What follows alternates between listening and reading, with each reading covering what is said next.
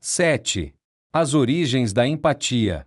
Voltemos a Gowry, o brilhante mas alexitímico médico que tanto perturbava a noiva, Ellen, por ignorar não apenas seus próprios sentimentos, mas também os dela. Como a maioria dos alexitímicos, faltava-lhe não só empatia, mas também intuição. Se Ellen se dizia deprimida, ele não demonstrava entender os seus sentimentos. Se ela falava de amor, ele mudava de assunto. Gowry fazia críticas construtivas a coisas que Ellen fazia, sem compreender que ela se sentia agredida, e não ajudada. A empatia é alimentada pelo autoconhecimento. Quanto mais conscientes estivermos acerca de nossas próprias emoções, mais facilmente poderemos entender o sentimento alheio. Alexitímicos como Gowry, que não têm ideia do que eles próprios sentem, ficam completamente perdidos quando se trata de saber o que as pessoas à sua volta estão sentindo. Não têm ouvido emocional. As notas e os acordes emocionais que são entoados nas palavras e ações das pessoas, um tom revelador ou mudança de postura, o silêncio eloquente ou o tremor que trai, passam despercebidos. Confusos acerca de seus próprios sentimentos, os alexitímicos ficam igualmente perplexos quando outras pessoas falam do que estão sentindo. Essa incapacidade de registrar os sentimentos de outrem significa que existe um grande déficit de inteligência emocional e uma trágica falha no entendimento do que significa ser humano. Pois todo relacionamento, que é a raiz do envolvimento, vem de uma sintonia emocional, da capacidade de empatia. Essa capacidade, de saber como o outro se sente, entra em jogo em vários aspectos da vida, quer nas práticas comerciais, na administração, no namoro e na paternidade, nos sermos piedosos e na ação política. A falta de empatia é também reveladora. Nota-se em criminosos psicopatas, estupradores e molestadores de crianças. As emoções das pessoas raramente são postas em palavras. Com muito mais frequência, são expressas sob outras formas. A chave para que possamos entender os sentimentos dos outros está em nossa capacidade de interpretar canais não verbais, o tom da voz, gestos, expressão facial e outros sinais. Talvez a mais ampla pesquisa acerca da capacidade que têm as pessoas de detectar mensagens não verbais seja a de Robert Rosenthal, psicólogo de Harvard, e seus alunos.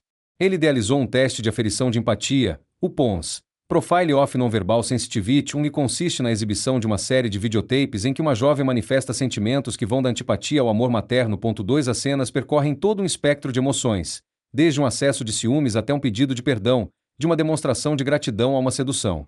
O vídeo foi editado de forma que, em cada um desses estados, fossem sistematicamente apagados um ou mais canais de comunicação não verbal. Além do som, por exemplo, em algumas cenas todos os outros sinais são bloqueados, sendo mantida apenas a expressão facial. Em outras, somente são exibidos os movimentos do corpo, e assim por diante, passando pelos principais canais não verbais de comunicação, para que os espectadores possam detectar a emoção a partir de uma ou outra indicação não verbal. Em testes feitos com mais de 7.000 pessoas nos Estados Unidos e em outros 18 países, as vantagens de poder interpretar sentimentos a partir de indicações não verbais incluíam melhor ajustamento emocional, maior popularidade, mais abertura e, talvez o que seja mais surpreendente, maior sensibilidade. Em geral, as mulheres são melhores que os homens nesse tipo de empatia. E as pessoas cujo desempenho melhorou no decorrer do teste, que durou 45 minutos, um indicador de que aquelas pessoas têm talento para adquirir aptidões de empatia, também se relacionavam melhor com o sexo oposto. A empatia, não é nenhuma surpresa, ajuda na vida romântica. Conforme constatações sobre outros elementos de inteligência emocional, havia apenas uma relação incidental entre as contagens nessa medição de acuidade e os resultados do SAT, QI ou dos testes de desempenho escolares. A independência da empatia em relação à inteligência acadêmica também foi constatada em testagens com uma versão do PONS destinada a crianças.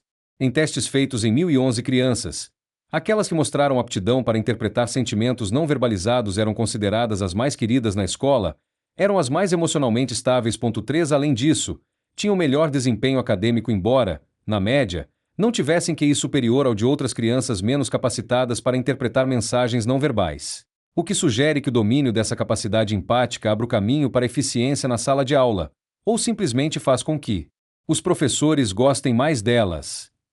Assim como a forma de expressão da mente racional é a palavra, a das emoções é não verbal. Na verdade, quando as palavras de alguém entram em desacordo com o que é transmitido por seu tom de voz, gestos ou outros canais não verbais, a verdade emocional está mais no como ele diz alguma coisa do que no que ele diz. Uma regra elementar usada na pesquisa de comunicações é que 90% ou mais de uma mensagem emocional são não verbais. E essas mensagens, ansiedade no tom de voz de alguém, irritação na rapidez de um gesto, são quase sempre aceitas inconscientemente, sem que se dê uma atenção especial ao conteúdo da mensagem, mas apenas recebendo-a e respondendo-a tacitamente. As aptidões que nos permitem fazer isso bem ou mal são também, na maioria das vezes, inferidas. Como se desenvolve a empatia? Assim que Hope, de apenas 9 meses, viu outro bebê levar um tombo, ficou com os olhos cheios d'água e engatinhou até sua mãe, procurando consolo, embora não fosse ela que tivesse levado o tombo. E Michael, com 1 ano e 3 meses, foi buscar seu ursinho de pelúcia para entregá-lo ao amigo Paul, que chorava. Como Paul continuasse chorando, Michael se agarrou no cobertorzinho de segurança do amigo. Esses pequenos atos de simpatia e solidariedade foram observados por mães treinadas para registrar tais incidentes de demonstração de empatia. 4 Os resultados do estudo sugerem que as origens da empatia podem ser identificadas já na infância. Praticamente desde o dia em que nascem, os bebês ficam perturbados quando ouvem outro bebê chorando, uma reação que alguns encaram como o primeiro indicador da empatia que se desenvolverá até a idade adulta. 5 Psicólogos do desenvolvimento infantil descobriram que os bebês são solidários diante da angústia de outrem, mesmo antes de adquirirem a percepção de sua individualidade. Mesmo poucos meses após o nascimento, os bebês reagem a uma perturbação sentida por aqueles que estão em torno deles, como se esse incômodo estivesse acontecendo neles próprios, chorando ao verem que outra criança está chorando. Em torno de 1 ano, começam a compreender que o sofrimento não é deles, mas de outro, embora ainda pareçam confusos sobre o que fazer. Numa pesquisa feita por Martin L. Hoffman, da Universidade de Nova York, por exemplo, uma criança de 1 ano trouxe a própria mãe para consolar um amigo que chorava, ignorando que a mãe do amigo também estava no recinto. Essa confusão se vê também quando crianças de 1 ano imitam a angústia de outras, possivelmente para melhor compreender o que elas estão sentindo. Por exemplo, se outro bebê machuca os dedos, um bebê de 1 ano põe os seus dedos na boca, para ver se também doem. Ao ver a mãe chorar, um bebê enxugou os próprios olhos, embora não tivessem lágrimas. Essa mímica motora, como é denominada, é o significado técnico original da palavra empatia, como pela primeira vez foi usada, na década de 1920, por Bette Tiner, psicólogo americano. Esse sentido é um pouco diferente de sua introdução original em inglês, do grego empatheia, entrar no sentimento, termo inicialmente usado por teóricos da estética para designar a capacidade de perceber a experiência subjetiva de outra pessoa. A tese de Titiner era de que a empatia vinha de uma espécie de imitação física da angústia de outra pessoa, que então evoca os mesmos sentimentos em nós. Ele procurou uma palavra distinta de simpatia, algo que sentimos pelo que o outro está vivenciando, sem, contudo, sentir o que esse outro está sentindo. A mímica motora desaparece do repertório dos bebês por volta dos 2 anos e meio, quando eles percebem que o sofrimento de outra pessoa é diferente do deles, e então podem melhor consolá-los. Um incidente típico, extraído do diário de uma mãe. O bebê de um vizinho chora, e Jenny se aproxima e tenta dar-lhe biscoito. Segue-o por toda parte e começa a choramingar. Então, tenta alisar os cabelos dele, mas ele se afasta. Ele se acalma, mas Jenny continua preocupada. Continua a trazer-lhe brinquedos e a dar-lhe tapinhas na cabeça e nos ombros. 6 Nessa altura de seu desenvolvimento, os bebês começam a se diferenciar na sensibilidade geral às perturbações emocionais de outras pessoas, com alguns, como Jenny, sendo agudamente conscientes e outros desligando-se. Uma série de estudos feitos por Marianne Radkiyahu e Caroline Zavachler, do Instituto Nacional de Saúde Mental, mostrou que grande parte dessa diferença em interesse empático tinha a ver com a maneira como os pais educavam seus filhos. Elas constataram que as crianças eram mais empáticas quando a educação incluía chamar fortemente atenção para a aflição que o mau comportamento delas causava nos outros. Veja como você a deixou triste em vez de isso foi mal feito. Também descobriram que a empatia das crianças é igualmente moldada por verem como os outros reagem quando alguém mais está aflito. Imitando o que veem, as crianças desenvolvem um repertório de reação empática, sobretudo na ajuda a outras pessoas angustiadas. A criança bem sintonizada. Sarah tinha 25 anos quando deu à luz 2 gêmeos, Mark e Fred. Achou que Mark se parecia mais com ela, Fred, mais com o pai. Essa percepção pode ter sido a semente de uma reveladora, mas sutil diferença na maneira como ela lidou com cada um dos meninos. Quando eles tinham apenas 3 meses, Sarah muitas vezes tentava atrair o olhar de Fred, e quando ele virava o rosto, ela tentava de novo. Fred reagia dando-lhe mais enfaticamente as costas. Assim que ela olhava para outro lado, ele tornava a olhar para ela, e o esconde-esconde recomeçava, muitas vezes deixando Fred em prantos. Mas, com Mark, Sarah nunca tentava estabelecer contato ocular como fazia com Fred. Ao contrário, Mark podia romper esse contato quando quisesse, que ela não insistia. Um ato pequeno, mas revelador. Um ano depois, Fred era visivelmente mais medroso e dependente do que Mark.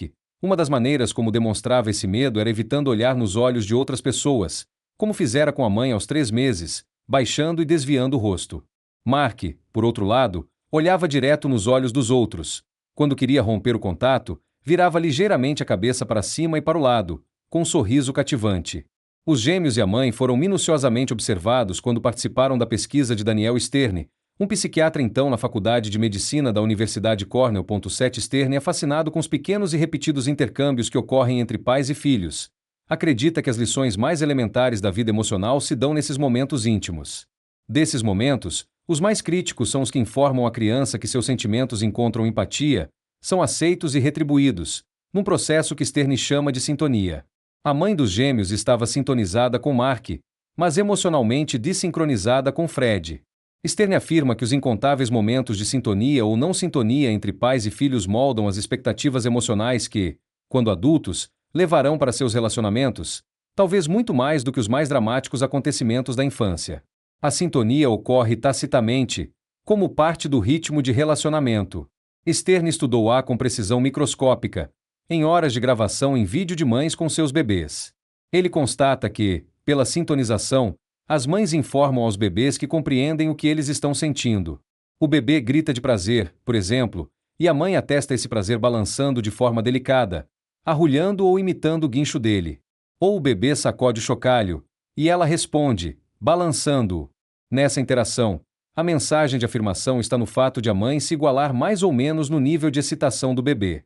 Essas pequenas sintonizações dão ao bebê a tranquilizadora sensação de estar emocionalmente ligado, uma mensagem que Stern constata que as mães enviam cerca de uma vez a cada minuto quando interagem com seus bebês. A sintonização é muito diferente da simples imitação. Se você apenas imita um bebê, disse-me Stern, isso apenas mostra que sabe o que ele fez, mas não como se sentiu. Para que ele saiba que você sente como ele se sente, é preciso reproduzir os sentimentos íntimos dele de outra forma. Aí o bebê sabe que foi entendido. O amor físico é talvez a coisa mais próxima, na vida adulta, dessa íntima sintonização entre o bebê e a mãe. O amor físico, escreve Stern, envolve a experiência de sentir o estado subjetivo do outro, desejo partilhado, intenções alinhadas e mútuos estados de excitação simultaneamente mutáveis, com os amantes respondendo um ao outro numa sincronia que exprime, de forma tácita, o significado de profunda relação. 8 O amor físico é, no que tem de melhor, um ato de mútua empatia. No pior, falta-lhe toda essa mutualidade emocional. Quanto custa a falta de sintonia? Stern afirma que, com essas repetidas sintonizações, o bebê começa a desenvolver o sentimento de que outras pessoas podem partilhar e partilham de seus sentimentos. Esse sentido parece surgir por volta dos 8 meses, quando os bebês começam a compreender que não estão em simbiose com as outras pessoas, e continua a ser moldado por relacionamentos íntimos durante toda a vida. Quando os pais não estão em sintonia com o filho, isso é profundamente perturbador. Num experimento, Stern fez com que as mães deliberadamente respondessem com mais e com menos intensidade a seus bebês, em vez de se igualarem de modo sintonizado. Os bebês reagiram com imediata consternação e angústia. Uma prolongada ausência de sintonia entre pai e filho impõe um tremendo tributo emocional à criança. Quando um pai repetidamente não entra em empatia com uma determinada gama de emoções da criança, alegria, lágrimas, necessidade de aconchego, a criança começa a evitar expressar, e talvez mesmo a sentir, esses tipos de emoção. Dessa forma, presume-se, séries inteiras de emoção para relacionamentos íntimos podem começar a ser apagadas do repertório, sobretudo se durante a infância esses sentimentos continuarem a ser tácita ou expressamente desestimulados. Da mesma forma, as crianças podem vir a preferir uma infeliz gama de emoção, dependendo dos estados de espírito que lhes foram retribuídos. Mesmo os bebês captam estados de espírito. Bebês de 3 meses cujas mães estão deprimidas, por exemplo, refletiam esse mesmo estado de espírito quando brincavam com elas, exibindo mais sentimentos de ira e tristeza, e muito menos curiosidade e interesse espontâneos, em comparação com bebês cujas mães não estavam deprimidas. 9. Uma mãe, no estudo de Stern, sempre reagia com pouca intensidade ao nível de atividade de seu bebê. O bebê acabou aprendendo a ser passivo. Um bebê tratado desse modo aprende: quando eu fico excitado, minha mãe não fica igualmente excitada. Logo, talvez seja melhor nem tentar, afirma Sterne.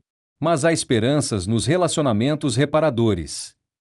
Os relacionamentos de toda a vida, com amigos ou parentes, por exemplo, ou na psicoterapia, remodelam continuamente nosso modo funcional de tê-los.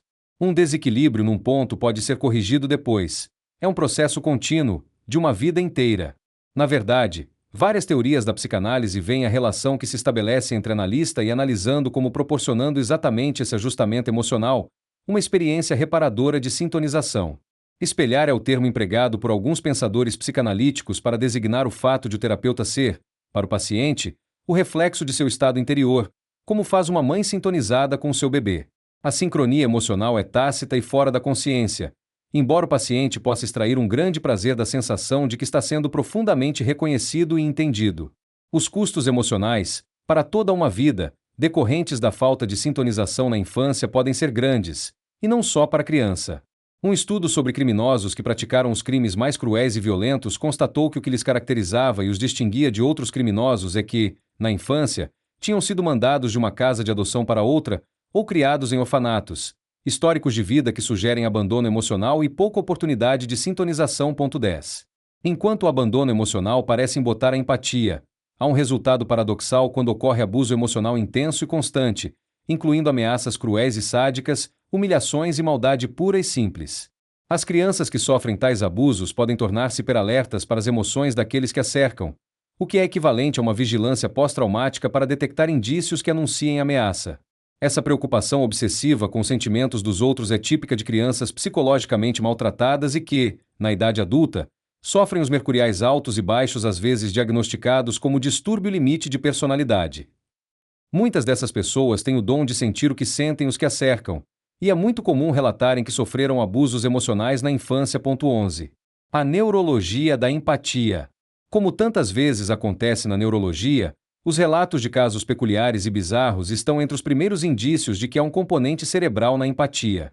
Um trabalho de 1957, por exemplo, examinava vários casos em que os pacientes com certas lesões na área direita dos lobos frontais tinham um déficit curioso. Não eram capazes de entender a mensagem emocional através do tom de voz das pessoas, embora fossem perfeitamente capazes de entender as palavras. Os muito obrigados sarcásticos, agradecidos ou furiosos tinham, todos, o mesmo sentido neutro para eles. Em contraste, um trabalho de 1979 falava de pacientes com danos em outras partes do hemisfério direito que tinham uma falha bastante diferente na percepção emocional. Estes eram incapazes de expressar suas emoções através do tom de voz ou gestos. Sabiam o que sentiam, mas simplesmente não eram capazes de transmiti-lo. Todas essas regiões corticais do cérebro, observaram os vários autores, tinham fortes ligações com o sistema límbico. Esses estudos serviram como pano de fundo de um trabalho para um seminário de Leslie Brothers, psiquiatra do Instituto de Tecnologia da Califórnia, sobre a biologia da empatia. 12 Examinando relatos neurológicos. Brothers aponta as amígdalas corticais e suas ligações com a área de associação do córtex visual como parte do circuito-chave do cérebro que estão por trás da empatia. Grande parte da importante pesquisa neurológica vem do trabalho com animais, sobretudo primatas não humanos. O fato de que esses animais demonstram empatia, ou comunicação emocional, como Brothers prefere chamar, fica evidenciado não apenas pelas histórias que são relatadas, mas também por estudos como o seguinte. Primeiro, treinaram-se macacos rhesus para terem medo de um determinado som, fazendo-se com que ouvissem enquanto recebiam um choque. Depois, eles aprenderam a evitar o choque empurrando uma alavanca sempre que ouviam um som. Em seguida, pares desses macacos foram postos em jaulas separadas, tendo como única comunicação entre si um circuito fechado de TV que lhes permitia ver as feições um do outro. O primeiro macaco, mas não o segundo, ouvia então um som temido, que trazia uma expressão de pânico à sua cara. Nesse momento, o segundo macaco, vendo medo na fisionomia do primeiro, empurrava a alavanca que impedia o choque, um ato de empatia, se não de altruísmo. Havendo estabelecido que os primatas não humanos de fato são capazes de captar emoções a partir da expressão facial de seus iguais, os pesquisadores inseriram delicadamente longos eletrodos pontiagudos no cérebro dos macacos. Esses eletrodos permitiam a gravação da atividade num único neurônio. Os eletrodos que monitoravam neurônios no córtex visual e nas amígdalas mostraram que, quando o macaco via a cara do outro, essa informação levava ao disparo de um neurônio, primeiro, no córtex visual, e depois, nas amígdalas corticais. Esse caminho, Claro, é uma rota padrão da informação emocionalmente estimulante. Mas o que surpreende nos resultados desses estudos é que também identificaram neurônios no córtex visual que parecem disparar somente em resposta a expressões faciais ou gestos específicos, como um ameaçador abrir a boca, uma careta terrível ou um dócil agachamento. Esses neurônios são distintos de outros na mesma região que reconhecem rostos familiares. Isso poderia significar que o cérebro se destina desde o princípio a responder a expressões emocionais específicas, ou seja, que a empatia é um dado da biologia. Outra linha de indícios para o papel-chave do caminho amígdala-córtex na leitura e resposta de emoções, sugere Broders, é a pesquisa na qual foram cortadas as ligações entre amígdalas e córtex de macacos selvagens. Quando soltaram de volta seu habitat, esses macacos podiam praticar tarefas comuns como alimentar-se e subir em árvores. Mas os infelizes animais tinham perdido qualquer noção de como reagir emocionalmente aos outros. Mesmo quando um deles fazia uma abordagem amistosa, os outros fugiam, e eles acabaram se isolando, evitando contato com o grupo a que pertenciam. Broders observa que as mesmas regiões do córtex onde se concentram os neurônios específicos da emoção são também as de mais densa ligação com as amígdalas. A interpretação de emoções envolve os circuitos amígdala-córtex, que têm um papel-chave na organização das respostas adequadas. O valor para a sobrevivência desse sistema é óbvio, observa Broders. A percepção da aproximação de outro indivíduo deveria determinar um certo padrão de resposta fisiológica, e muito rapidamente, que fosse apropriado à intenção de morder, de entrar numa gostosa sessão de cafuné ou copular. 13. Uma base fisiológica semelhante da empatia em nós humanos é sugerida numa pesquisa realizada por Robert Levenson, psicólogo da Universidade da Califórnia, em Berkeley, que estudou casais em que cada cônjuge tentava adivinhar o que o outro estava pensando durante uma acalorada discussão que mantinham. 14. O método dele é simples. O casal é filmado em vídeo e suas respostas fisiológicas vão sendo medidas enquanto eles discutem um problema importante no casamento deles: educação das crianças, hábitos de despesa e coisas assim. Depois, cada um deles vê o filme e descreve o que sentia, momento a momento. O outro cônjuge revê a fita, desta vez tentando interpretar os sentimentos do outro. A mais precisa cuidade empática ocorreu nos maridos e esposas cuja própria fisiologia identificava do cônjuge que eles estavam vendo. Quer dizer, quando um suava mais, o outro também. Quando um sofria uma queda nos batimentos cardíacos, o mesmo acontecia com o outro. Em suma, o corpo de um imitava as mais sutis reações físicas do outro. Se aquele que estivesse vendo o filme repetisse o mesmo comportamento fisiológico que tivera na situação ao vivo, este dado era apontado como um indicador de que ele não era capaz de entender o sentimento do outro. Só quando o corpo de um entrava em sintonia com o corpo do outro é que ocorria a empatia. Isso sugere que quando o cérebro emocional dirige o corpo com uma forte emoção, o calor da fúria, digamos, há pouca ou nenhuma empatia. Empatia exige bastante calma e receptividade para que os sutis sinais de sentimento de uma pessoa sejam recebidos e imitados pelo cérebro emocional da outra pessoa. Empatia e ética. As raízes do altruísmo. Nunca pergunte por quem dobra o sino, ele dobra por ti é um dos versos mais famosos da literatura inglesa. O sentimento de John Donne fala ao cerne da ligação entre empatia e envolvimento. A dor do outro é nossa. Sentir com o outro é envolver-se. Neste sentido, o oposto de empatia é antipatia. A atitude empática empenha-se interminavelmente em julgamentos morais, pois os dilemas morais envolvem vítimas potenciais. Deve-se mentir para evitar ferir os sentimentos de um amigo?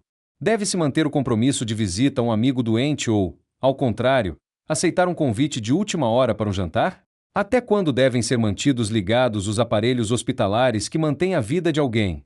Essas questões morais são colocadas pelo pesquisador de empatia Martin Hoffman, que afirma que as raízes da ética estão na empatia, pois é o sentir empatia com as vítimas potenciais, alguém que sofre, que está em perigo ou que passa privação, digamos, e, portanto, partilhar da sua aflição que leva as pessoas a agirem para ajudá-las. 15 Além dessa ligação imediata entre empatia e altruísmo nos encontros pessoais, Hoffman sugere que a própria capacidade de afeto empático, de colocar-se no lugar de outra pessoa, leva as pessoas a seguir certos princípios morais. Hoffman vê um desenvolvimento natural na empatia a partir da infância. Como vimos, com 1 ano de idade, a criança se sente aflita quando vê outra cair e começar a chorar. Sua relação é tão forte e imediata que ela põe o polegar na boca e enterra a cabeça no colo da mãe, como se fosse ela machucada.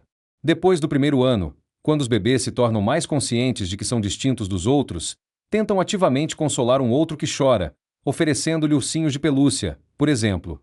Já aos 2 anos, as crianças começam a perceber que os sentimentos dos outros não são os seus, e com isso, se tornam mais sensíveis a indícios que revelam que o outro de fato sente. Nessa altura, podem, por exemplo, reconhecer que o orgulho de outra criança pode significar que a melhor maneira de ajudá-la a lidar com suas lágrimas é não chamar indevida atenção para elas. No fim da infância, surgem os mais elevados níveis de empatia, pois as crianças são capazes de entender a aflição que está além de um acontecimento específico e constatar que a condição ou posição de alguém na vida pode ser um motivo de aflição permanente. Nesse ponto, as crianças podem perceber as circunstâncias de todo um grupo, como os pobres, os oprimidos, os marginalizados. Essa compreensão, na adolescência, pode reforçar convicções morais centradas na vontade de aliviar o infortúnio e a injustiça. A empatia é o suporte de muitas facetas de julgamento e ação morais. Uma delas é a raiva empática, que John Stuart Mill descreveu como o sentimento natural de retaliação, tornado pelo intelecto e a simpatia aplicável aos sofrimentos que nos ferem por ferir outros. Mill chamou isso de guardião da justiça. Outro exemplo em que a empatia conduz à ação moral é quando um circunstante é levado a intervir em favor de uma vítima. A pesquisa mostra que, quanto mais empatia ele sentir pela vítima, maior a probabilidade de vir a intervir.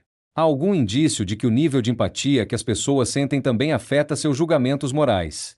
Por exemplo, estudos na Alemanha e nos Estados Unidos constataram que, quanto mais empáticas as pessoas, mais fica fortalecido, para elas, o princípio moral segundo o qual a riqueza deva ser distribuída conforme a necessidade de cada 1.16.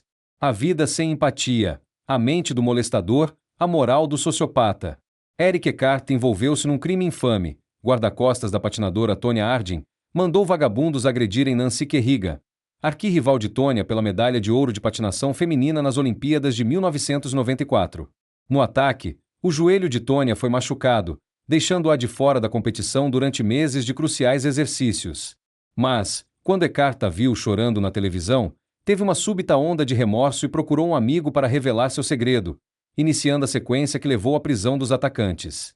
Tal é o poder da empatia. Mas ela está em geral, e tragicamente, ausente naqueles que cometem os crimes mais hediondos. Uma falha psicológica é comum em estupradores, molestadores de crianças e muitos perpetradores de violência familiar. São incapazes de empatia. Essa incapacidade de sentir a dor das vítimas lhes permite dizer a si mesmos mentiras que justificam o seu crime. Para os estupradores, a mentira inclui as mulheres querem mais é ser estupradas ou se ela resiste, é só para bancar a difícil. Para os molestadores, não estou machucando a criança, só demonstrando amor ou esta é apenas mais uma forma de afeto. Para os pais violentos, isso é para aprender. Todas essas autojustificações foram coletadas a partir do que pessoas em tratamento relatam terem dito a si mesmas quando brutalizavam suas vítimas, ou quando estavam em vias de fazê-lo. A ausência da empatia no momento em que essas pessoas infligem dano às vítimas é quase sempre parte de um ciclo emocional que precipita seus atos cruéis. É só ver a sequência emocional que, normalmente, leva a um crime sexual como, por exemplo, molestar crianças. 17 O ciclo começa com o molestador sentindo-se perturbado, irado, deprimido, solitário. Esses sentimentos podem ser provocados, digamos, vendo casais felizes na TV, e depois sentindo-se deprimido por estar só. O molestador, então, busca consolo numa fantasia de sua preferência, em geral sobre uma cálida amizade com uma criança. A fantasia torna-se sexual e acaba em masturbação. Depois, o molestador sente um alívio temporário da tristeza, mas esse alívio tem vida breve. A depressão e a solidão retornam com mais intensidade. O molestador começa a pensar em transformar a fantasia em realidade, dando a si mesmo justificativas do tipo: não estou fazendo nenhum mal de fato se a criança não for psicologicamente atingida e se uma criança não quisesse mesmo fazer sexo comigo, ela pararia.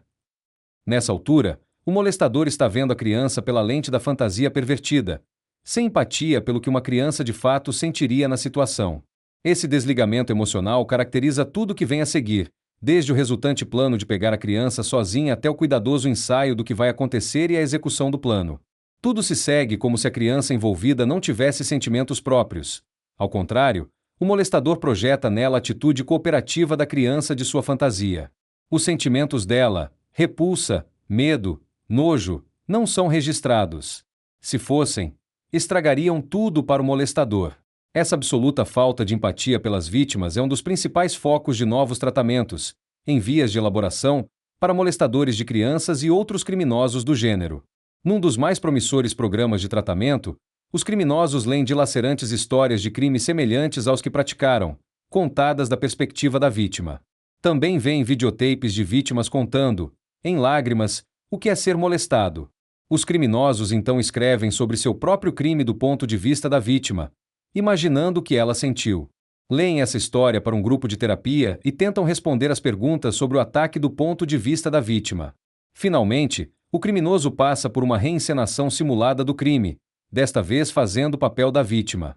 William Peters, psicólogo da prisão de Vermont que desenvolveu essa terapia de adoção da perspectiva da vítima, me disse: a empatia com a vítima muda a percepção de tal modo que é difícil a negação da dor, mesmo em nossas fantasias. Isso reforça a motivação dos homens que desejam controlar seus impulsos sexuais perversos. Os criminosos sexuais que passaram pelo programa na prisão tiveram apenas metade da taxa de crimes posteriores após a libertação, comparados com os que não foram submetidos a esse tratamento. Sem essa motivação inicial inspirada pela empatia, nada do resto do tratamento dará certo. Embora possa haver uma leve esperança de se instilar um sentimento de empatia em criminosos como os molestadores de crianças, há muito menos para outro tipo criminoso, o psicopata, mais recentemente chamado de sociopata na diagnose psiquiátrica. Os psicopatas são notórios por serem ao mesmo tempo encantadores e completamente desprovidos de remorso, mesmo em relação aos atos mais cruéis e impiedosos. A psicopatia, incapacidade de sentir qualquer tipo de empatia ou piedade, ou o mínimo problema de consciência, é um dos defeitos emocionais mais intrigantes. O núcleo da frieza do psicopata parece estar na incapacidade de ir além das mais tênues ligações emocionais. Os mais cruéis dos criminosos, como os sádicos assassinos em série, que se deliciam com o sofrimento de suas vítimas antes de elas morrerem, são exemplos clássicos da psicopatia. 18. Os psicopatas são também deslavados mentirosos, prontos a dizer qualquer coisa para conseguir o que querem, e manipulam as emoções das vítimas com o mesmo cinismo. Vejam o desempenho de Faro, garoto de 17 anos e membro de uma gangue de Los Angeles que aleijou uma mãe e seu bebê atirando-os de um carro em movimento, o que ele descreveu mais com orgulho do que com remorso. Num carro com Leon Bing, que escrevia um livro sobre as gangues Crips e Blocks, de Los Angeles, Faro quer se exibir. Diz a Bing que vai dar uma de doido com os dois panacas no carro ao lado. Bing conta o ocorrido. O motorista, sentindo que alguém o está observando, dá uma olhada no meu carro. Seus olhos encontram os de Faro e arregalam-se por um instante. Depois ele desfaz o contato, baixa os olhos, desvia os olhos. E não tenho a menor sombra de dúvida sobre o que vi ali nos olhos dele. Era medo. Faro repete o olhar que lançou ao carro ao lado para Bing. Ele olha direto para mim e tudo em seu rosto muda e se transforma, como por um truque de fotografia de tempo. Torna-se uma cara de pesadelo, apavorante de se ver. Diz a gente que se a gente retribuir o olhar dele, se desafiar esse garoto, é melhor poder se garantir. O olhar dele diz que ele não está dando a mínima para coisa alguma, nem para a vida da gente nem para dele. 19. É evidente que, num comportamento tão complexo quanto o crime, há muitas explicações plausíveis que não evocam base biológica. Uma delas seria a de que uma espécie de aptidão emocional perversa, intimidar os outros, é importante, em bairros violentos, para a sobrevivência, como seria voltar-se para o crime. Nesses casos, empatia demais poderia ser contraproducente. Na verdade, uma oportunística falta de empatia pode ser uma virtude em muitos papéis na vida, do interrogador policial barra pesada ao invasor de empresas. Homens que trabalharam como torturadores para estados terroristas, por exemplo, descrevem como aprenderam a se dissociar dos sentimentos das vítimas para fazer seu serviço. Há muitos caminhos para a manipulação. Uma das mais sinistras formas em que a ausência de empatia pode mostrar-se foi descoberta por acaso num estudo sobre os mais perversos espancadores de esposa. A pesquisa revelou uma anomalia fisiológica entre muitos dos maridos mais violentos, aqueles que batem regularmente na mulher ou as ameaçam com facas e revólveres. Eles fazem isso mais em estado de calma, de forma calculada, do que quando arrebatados pelo calor da fúria. 20 medida que aumenta sua cólera, surge a anomalia. Os batimentos cardíacos caem, em vez de elevarem-se, como acontece comumente na fúria em ascensão. Isso significa que estão ficando fisiologicamente mais calmos, no próprio momento em que se tornam mais beligerantes e abusivos. A violência deles parece ser um ato de terrorismo calculado, um método de controlar as esposas pela instilação do medo. Esses maridos friamente brutais são uma raça à parte da maioria dos outros homens que espancam as esposas. Entre outras coisas, é mais provável que sejam também violentos fora do casamento, metendo-se em brigas de bar e entrando em luta corporal com colegas de trabalho e com outros membros da família. E, enquanto a maioria dos outros homens que ficam violentos com as esposas faz isso impulsivamente, com raiva por se sentirem rejeitados ou por ciúmes, ou por medo de serem abandonados, esses espancadores calculistas batem nas mulheres sem nenhum motivo aparente, e, uma vez que começam, nada que elas façam, incluindo tentar ir embora, parece conter a violência deles. Alguns pesquisadores que estudam criminosos psicopatas suspeitam que a fria manipulatividade deles, essa ausência de empatia ou envolvimento, às vezes tem origem numa anomalia neural. 2. Uma possível base fisiológica para a psicopatologia cruel foi demonstrada de duas formas, ambas sugerindo o envolvimento de caminhos neurais para o cérebro límbico. Numa, as ondas cerebrais das pessoas são medidas quando tentam decifrar palavras embaralhadas. As palavras são exibidas muito rapidamente, por apenas cerca de 1/10 de segundo. A maioria das pessoas reage de um modo diferente a palavras como matar do que a palavras neutras como cadeira. Decide mais rapidamente se a palavra emocional foi embaralhada, mas não as neutras. Os psicopatas, no entanto, não têm nenhuma dessas reações. O cérebro deles não mostra o padrão distintivo em resposta às palavras emocionais, e eles não reagem com mais rapidez a elas, o que sugere uma perturbação nos circuitos entre o córtex verbal, que reconhece a palavra, e o cérebro límbico, que lhe atribui sentido. Robert Ari, psicólogo da Universidade de Colômbia que fez essa pesquisa, interpreta esses resultados como significando que os psicopatas têm uma tênue compreensão de palavras de cunho emocional, um reflexo da tenuidade mais genérica no campo afetivo. Ari acredita que a insensibilidade dos psicopatas se baseia parcialmente em outro padrão psicológico identificado em pesquisa anterior, e que também sugere uma anomalia no funcionamento das amígdalas e circuitos relacionados. Os psicopatas que vão tomar um choque elétrico não demonstram qualquer sinal de medo, como normalmente ocorre em pessoas que vão sentir dor. 21 Como a perspectiva de dor não provoca uma onda de ansiedade, Ari afirma que os psicopatas não se preocupam com punições futuras, pelos atos que praticam. E como eles próprios não sentem medo, não há lugar para empatia, ou piedade, em relação ao medo e à dor de suas vítimas. Um perfil de sensibilidade não verbal. N. do T.